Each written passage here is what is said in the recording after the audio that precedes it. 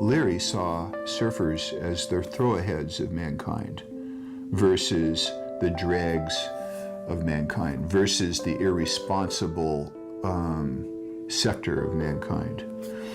And he described the highest destiny of man on earth as a form of existence in the universe as evolving towards a purely aesthetic state. That was the goal, the highest possible goal that man could attain as a species.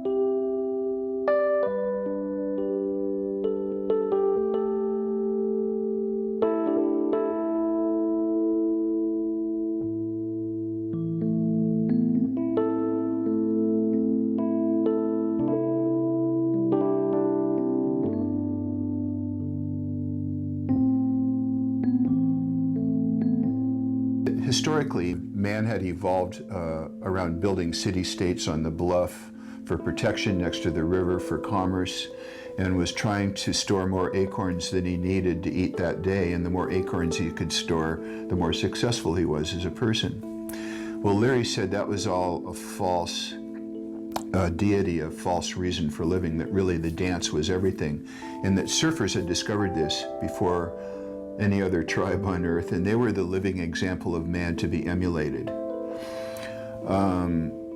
He said surfers were the perfect example of be here now, the tube ride in which you're living for that exact instant on the continuum of time where the tube is folding over your head, your wake is disappearing into the back of the wave, your footprints are washed from the sand, that it's totally about being where you are at that instant. It's not about where you're going to be or where you've been, it's about where you are as each instant unfolds. And that surfers live for that, and that they design their lives around having it as much as they can, and that was, in a sense, the highest level of attainment that man can seek in his life on earth.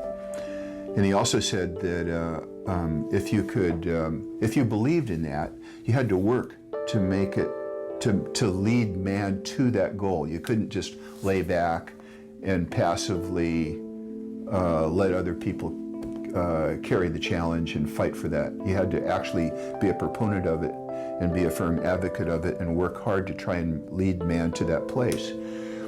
And so I began to see mankind as a tribe whose participation in the total social order was to carry that message and to talk about the importance of maintaining the interface between the land and ocean, and helping people to realize that life was not about acquisition of wealth so much as it was about the dance.